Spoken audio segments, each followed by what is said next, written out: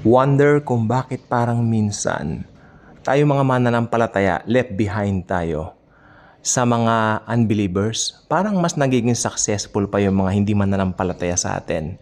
Di po ba? Well, masyasyak po kayo. Pero meron pong verse patungkol po diyan. Ito po yung verse na nagsasabing ang mga anak ng mundo o mga taga dito ay tila mas marunong pa kesa sa mga anak ng Diyos. Ito po yung verse na sinasabi ko, Luke chapter 16 verses 8 to 9. Later on, I will translate it in Tagalog. Ito yung sabi ng Biblia, and I will give you the context later so that hindi kayo malito. Ano ba yung sinasabi ko dito? Okay, ito yung sabi ng Panginoong Hesukristo dito sa Luke chapter 16 verses 8 to 9. Hope you listen, no? Ito po ang sabi ng Panginoong Hesus. And the Lord, small yung Lord dito. Ito yung Lord niya yung parang nag-appoint sa kanila di ba? Kasi merong steward dito na parang unjust. Yung, makinig po mabuti, yung unjust na steward, it represent unbelievers. Di po ba? Ito yung may ginawa siyang hindi maganda. Okay, ito yung mga tipong mga taong wise dahil natatakot sila anong mangyayari sa future. It only represents them as someone without God. Kasi takot sila ako nung mangyayari sa future kasi hindi nga nila kilala si Lord Jesus, di ba? So ito yung nakalagay sa Luke chapter 16 verses 8 to 9. And the Lord commended the unjust steward. Kinumended pa rin niya. Kasi nga wise. Pero ang sabi dito, tignan niyo yung banat niya dito, because he had done wisely. For the children of this world are in their generation wiser than the children of light. Sa Tagalog, sabi niya rito, at pinuri ng amo na lang gamitin natin sa Tagalog, mas maganda, at pinuri ng amo yung masamang tagapaglingkod dahil siya ay wise, siya ay matalino, yan, matalino. Okay, dahil ang mga anak ng mundong ito ay mas matatalino kesa sa mga anak ng kaliwanagan. Mga kapatid, tayo po ang anak ng kaliwanagan. Tayong mga born-again Christians. Okay? Ngayon, itatanong niyo po ako, bakit nga ba mas wise ang mga unbelievers? Kasi kahapon po nakapanood po ako ng vlog. Dito po sa maraming platforms ako nakita. Meron sa FB, meron sa YouTube. But it tackles the same person in the same business. No? Itong taong ito, makikita mo sa lifestyle niya, talagang hindi niya kilala si Jesus. Ne? Talagang without Jesus, no? Makikita mo, sarili lang talaga. Pero ang tanong, bakit nagiging successful po sila? Matagal ko na po itong iniisip. Pero ang Biblia po talagang may karampatang kasagutan at katugunan. So, nung binigay na sa akin yung proper revelation, eto na po ako, nag-record na. Okay. Why are the children of the world wiser than the children of light? Okay. Kasi they understand how to get ahead financially within their own. Tama nga naman. Okay? Naiintindihan ng mga ito. Talagang meron silang something na determination na tinatawag. How to get ahead financially. Kasi puro perang nasa isip ng mga ito Gusto makipagpayabangan, gusto makipagsabayan sa trending. So gagawin nila lahat. Tandaan niyo po, huwag niyong kaiinggitan yung mga ganyan. Yung mga taong ganyan, walang Kristo sa puso, mas higit tayo sa kanila. Tandaan po natin yan. Ayan they understand how to get ahead financially within their own economic system, whereas God's children, ito po tayo, parang kulelat dito whereas God's children are unaware. Mga unaware ba kayo? Yes, ako, minsan. Hindi ko kasi iniisipan tungkol dyan. Ang iniisip ko lang si Jesus. Oo. Whereas God's children are unaware. Pero ganun pa man, bine-bless ako ng todo-todo.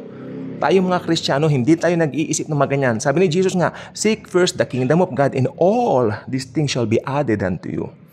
Hindi naman sinabi ni Jesus that and all these things will be given unto you. Ang sabi ni Jesus, all these things will be added unto you. Ibig sabihin, built-in na sa atin ang blessing. Add na lang. Walang minus sa Kristiyano. Puro add tayo. Itong mga unbeliever na to, talagang pinupurso nila ang mga bagay na makamundo. And yet, walang nangyayari sa katapusan ng mga pinaghirapan nila. Maniwala po kayo sa akin. Pero tayo mga mananampalataya po, may something po sa atin. Actually, someone. That's the Lord Jesus Christ Himself. Again, they understand how to get ahead financially within their own economic system, Whereas, God's children are unaware and don't make full use of their economic system. Tayo pa ngayon yun. Yes, okay lang po yun. Kung talagang nakaside naman tayo dun sa pagiging anak ng Diyos, di doon na lang po tayo sa pangalawa. Hindi po ba? Ano mo naman yung maging parang tagamundo ka na, why are you pursuing those things? Yan lahat ng bagay na yan, ibibigay ng Panginoon sa iyo without any effort. I'm so sad hearing some churches na nagpupurso ng mga bagay ng makamundo. Okay? Ang mga bagay po yan, binibigay po sa atin. Ina-add sa atin. Ang maganda maging focus ng isang Kristiyano is to share the gospel, to share the good news of the Lord Jesus Christ. Ayan kasi tignan po ninyo. Alam po ninyo, hindi ko mo pinuri ng amo yung unjust na steward. Natutuwa siya roon. Pinuri niya yun, sabi niya, wise to, pero kumakatawa niya sa mga taong hindi ligtas. May pagkawise sila, pero hindi sila ligtas, hindi sila saved. Maniwala kayo sa akin. So, ayan. Kaya sabi ko, the children of this world are wiser than the children of light. Tayo po yung children of light. Pero ang tanong, ito pong gusto ko sabihin. I'm so saddened by this. Many believers get envy with those people. Naiinggit daw sila. Inaamin nila sa akin. Naiinggit ako sa kanila. Actually, ako hindi man po naiinggit, pero napapaisip po ako. And alam ko naman yung verse na yan, pero not to the point na inaral ko tulad ngayon. Talagang inaral ko siya na, sandali lang po, Lord. Sabi ko pa sa Panginoon, talaga ito sinabi ko sa Lord. Sabi ko, Panginoon, kami, mga anak mo kami. Ganun. Pero sabi ni Jesus naman, sa scripture din niya sinagot, you are in this world, di ba?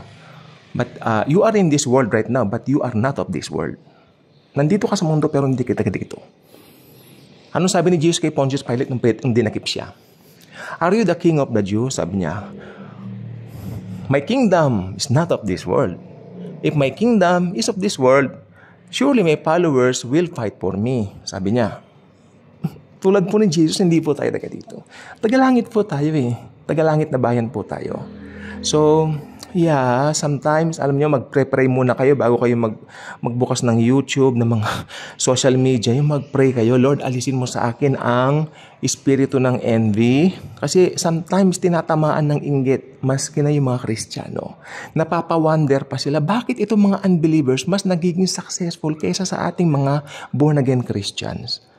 Sometimes, I ask those questions, pero tanong lang ako. Pero, kasi talagang naranasan ko po talaga itong mga nagdaang effortless ang blessing.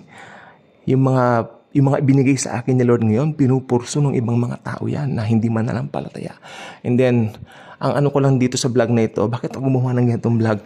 Para at least maalaman ninyo na, hey, mga anak kayo ng Diyos. Hindi kayo pababayaan ni Jesus. Hindi kayo katulad ng mundo. Di ba? Si Jesus, binibigyan ng distinction yung mga anak ng mundo at sa mga anak ng Diyos.